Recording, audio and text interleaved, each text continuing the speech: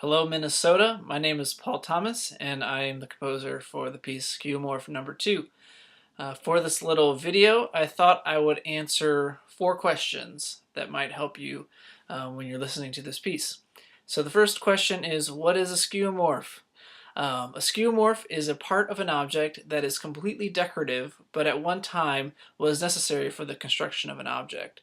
So a classic example of a skeuomorph is the wood paneling on like the 1980s station wagons, or like the light bulbs shaped like a flame, or basically much of the software that Apple produced up until a few years ago were all examples of skeuomorphs. So the reason to use design elements or skeuomorphs that are familiar but are not necessarily functional is to help consumers when using a new object. For example, the Notepad app on your phone or in your iPad looks like a page of lined notebook paper, informing us on what the app is supposed to do, even though we're not actually writing on it, we're actually typing. So while skeuomorphs are helpful, they can actually also hinder innovation, limiting how we might actually imagine future uses of the object because we're linked to the old design. It's interesting to note that recently Microsoft and Apple have both turned away from skeuomorphic designs and have gone to a flat design aesthetic using basic shapes and colors. So second question is there a skeuomorph number 2? No, but this idea is very interesting to me, especially as a launching point for pieces with instrument and electronics. So this is something that I'd like to explore in future works for sure. Question number 3. How does this idea of skeuomorphs actually play out in this piece of music? So music is all about balancing continuity and surprise.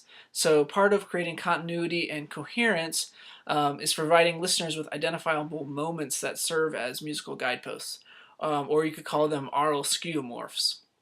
So in this piece, the guideposts are often sounds from nature or familiar non-musical sounds that are juxtaposed with more abstract musical sounds played by the instrumentalist. On another level, however, these skeuomorphic guideposts actually kind of hold back the more abstract instrumental sounds, in a sense keeping them from pushing beyond the familiar into something truly new. And that's why about halfway into the piece, you'll begin to hear the whispered phrase, "There is nothing new under the sun." It's kind of an acknowledgement that even something that is new, it's never really truly new because it is still situated in a pre-existing context and tied to our impulse to create skeuomorphs. And so the last question that I'm going to answer is, what is the computer doing?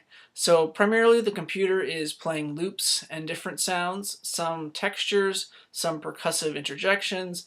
Many of the kind of skeuomorphic familiar sounds that you're going to hear will be coming from the computer. And those are all going to be controlled by a foot switch that I believe Kyle will be tapping on. So hopefully those answers give you a little bit more insight into this piece. I want to thank Brittany and Kyle for commissioning this, and I hope you enjoy it.